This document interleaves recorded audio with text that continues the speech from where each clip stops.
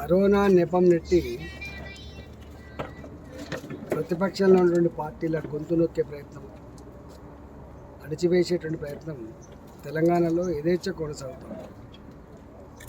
ఇక్కడ ఉన్న చట్టం, ఇక్కడ ఉన్న పోలీస్ అధికార పార్టీకి కొమ్ముగాస్తూ వాళ్లకు మాత్రం రక్షణనిస్తూ వాళ్ళ కార్యక్రమాలను యథేచ్ఛగా కొనసాగనిస్తూ ప్రజల కోసం పనిచేసేటువంటి పార్టీలను మాత్రం గొంతు నిలిపే ప్రయత్నం చేయడం దారుణమైంది.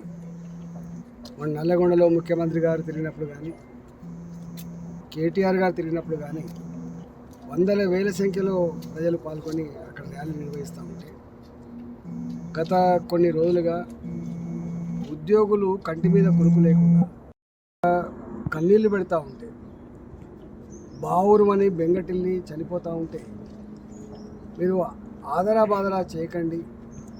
మీరు రెండు విషయాలు, ఒకటి సీనియారిటీ ఫిక్స్ చేయడం అనేది సైంటిఫిక్గా జరగాలి, స్థానికత పాటించాలని చెప్పి వాళ్ళు ఆందోళన చేస్తూ ఉంటే వాళ్ళ సమస్య పరిష్కరించరు, వాళ్ళ వినతులను వినే నాదులు లేడు.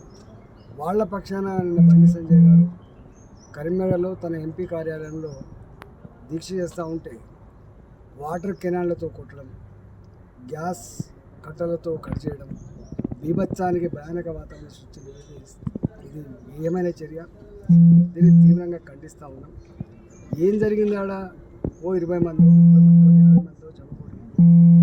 ఉద్యోగులకు సంఘీభావాన్ని తీసేస్తారంటే ఎంత బీభత్సం చేయడం అంటే ఇది ప్రభుత్వం యొక్క క్రూరత్వానికి నిదర్శనం. ఇది ఎల్లకాలం చెల్లదు.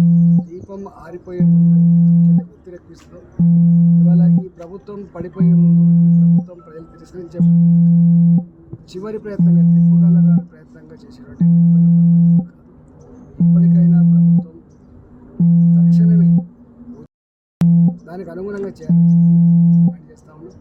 లేనట్లయితే ఇప్పుడు ఇవాళ అణచివేస్తారు కావచ్చు, మీరు ఇవాళ ఎవరు మాట్లాడకపోవచ్చు, కానీ రాబోయే కాలంలో తీవ్రమైనటువంటి చేదు అనుభవం